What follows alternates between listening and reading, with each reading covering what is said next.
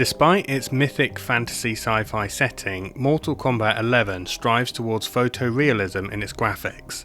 Sometimes it looks like a game grounded in real-life brawling between normal-looking people, even if it turns out one of them is the Terminator. And then other times, a thunder god is electrocuting a guy with teeth that look like they belong on a deep-sea fish. All fighting games are violent, and many are bloody, but this photorealistic approach sets Mortal Kombat apart and carries over into the gore, with X-ray vision showing believable bones and organs taking a beating from certain moves, and others where you don't even need the X-ray vision to see your opponent's insides. I would say that Mortal Kombat is the Saw franchise of fighting games, but I've never watched a Saw film because gore makes me squeamish. But there is more to MK11 than fatalities and brutalities.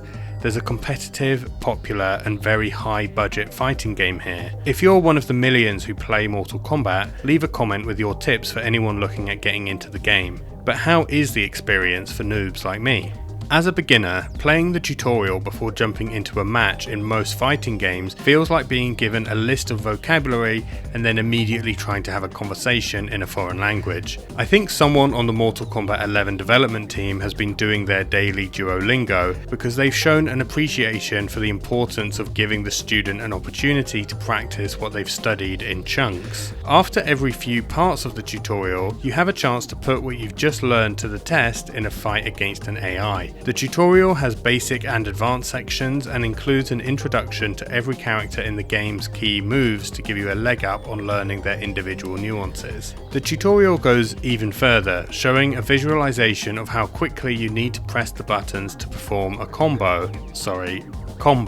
This thoughtfulness carries over to the move list and single player modes. The move list shows a lot of detail that is missing in many games in the genre, from the basics like whether it's a high, medium or low attack, to how damaging a move is, to frame data that tells the user how fast or slow and hence how risky or safe any given attack will be. And you can pin up to 10 moves or combos to the screen to help you learn a character, whether that's in practice or something more fun like the story mode. Speaking of which, the story mode is a great way to get a flavour for the game's world and characters. It offers a choice of difficulties, with the easier options creating quite an accessible experience for newbies. Unlike some fighting games that might give you a couple of cutscenes and a few lines of text against a static background and call it a story, Mortal Kombat 11 practically includes a whole movie, but longer. There are extensive cutscenes with great animation interspersed with fights that the player gets to play out. One thing that can make a new player stick to a fighting game is finding a character they enjoy playing, think looks cool, and or identify with in some way. So having a story that introduces you to many of the characters and lets you try out a few fights controlling them is welcome. The quality of the plot is subjective, and I'm sure a seasoned player who's aware of the backstory from the prior games will have a different opinion than a newcomer. One drawback to this approach of essentially embedding an action movie into a fighting game is that a lot of the action is not hand-to-hand fighting and hence not playable. Josh Strife Hayes often emphasizes the importance of letting the player do the cool stuff when he discusses MMORPGs. It kind of sucks to do 100 fetch quests and then just watch passively as your character kills God in a cutscene. In Mortal Kombat, the playable parts are fun and often important fights within the story, but inevitably a lot of cool stuff happens without player input. To be fair, this seems pretty impossible to avoid in this genre without including some non-fighting game gameplay, which Mortal Kombat 11 does kind of do in a different mode, the Crypt. This is an area you can run around and unlock mostly cosmetic items using in-game currency. It feels very mobile gamey and unnecessary, but if you like having something to collect and work towards 100%ing the game and all its customization options, this might scratch that itch for you. If you hate it, there's lots of other stuff to do instead. But as a way to have fun while learning the basics of how to play, the story mode is pretty good. The aforementioned features of easy modes and putting combos and special moves on screen means you actually have an opportunity to execute those inputs and try different approaches on the fly. Through this, I learned that, unlike Samurai Showdown, landing one hit in Mortal Kombat 11 really doesn't mean much unless it's the start of a combo. Most single moves don't do a ton of damage, although there are exceptions such as the comeback mechanic of fatal blows. When you're critically low on health, pressing L2 and R2 together will initiate a massive cinematic attack which does significant damage if it connects. To do much damage most of the time, you typically need to get a sequence of hits in. Thankfully, there are lots of relatively easy to execute combos. Special moves don't require complex motion inputs either.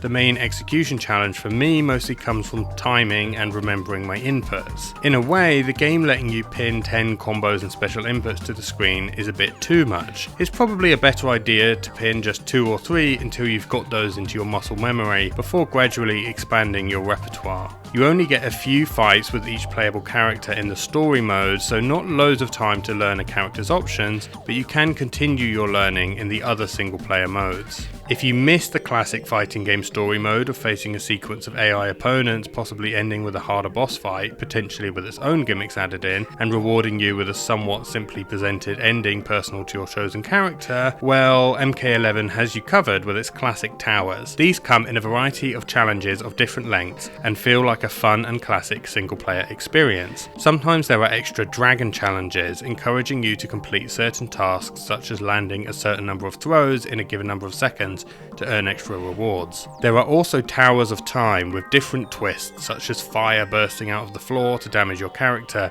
or certain items that give you an assist from another character. These can add another fun dimension to keep the towers from getting stale, especially if you're into collecting everything in the crypt with the rewards you earn from the towers. Overall, it feels like you can spend a lot of time playing in single player modes without running out of things to do. Mortal Kombat 11 gives the newcomer the tools to learn the game and ample opportunity to practice while having fun. You might never feel the need to venture online, but for many of us, playing against other humans is one of the core draws of fighting games. This is the first fighting game I've tried where voice chat is apparently on by default, as I discovered when my very first ranked opponent told me he was going to make me his bitch. It's great that online multiplayer can give us such a rich approximation of the intimate head-to-head competition of the arcade era. And yeah, I got destroyed. Welcome to the real world! I found it very easy to find matches in ranked mode. These are a first to 2 affair, with an option to rematch in friendly matches that won't affect your rank. This is a bit of a shame as it discourages rematches against the same opponent, at least in ranked, reducing the opportunity to get to know how your opponent plays and adapt your game plan against them. A mode that gives you this opportunity in a different way is King of the Hill. This follows a winner stays on format where you get in a queue to take on the current leader and get an opportunity to knock them off their perch. You can wait in practice mode, but you can also choose to watch the current matches as they are being played.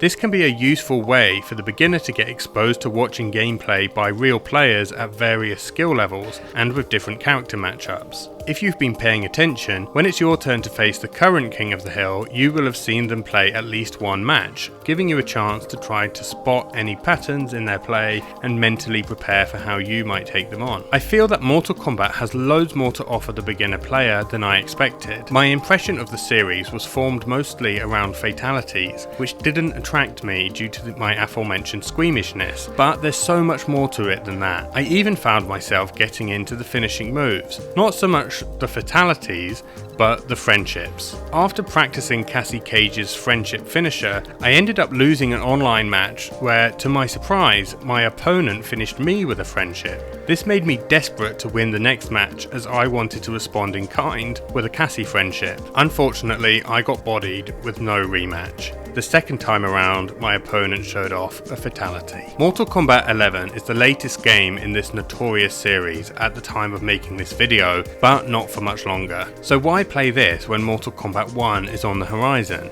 Well, it's cheaper, it's mature with all its DLC now released, and plenty of online resources made by the community, and I was able to play it at no extra cost through PlayStation Plus. If you're new to the series, this might be a cheaper way to try it out before jumping into the full price new installment. There's a decent chance that Mortal Kombat 11 will maintain a good sized player base for a long time to come, especially as MK1 won't be available on last gen consoles like the PlayStation 4. And regardless of the size of the online player base, there is a ton of single player fun to be had in this game. So, play what looks cool to you, play what your friends want to play, or if you fancy a brutally gory fighting game with decent learning tools and loads of things to do, play Mortal Kombat 11. Drop a comment if you have any tips for beginners trying out Mortal Kombat 11. I am planning to make a video about my beginner's perspective on Mortal Kombat 1 after I get my hands on it, so if you want to see that, make sure you click the subscribe button, and why not press like while you're at it. And if there are any more fighting games you'd like to see me stumble through in my noobish way, let me know in the comments.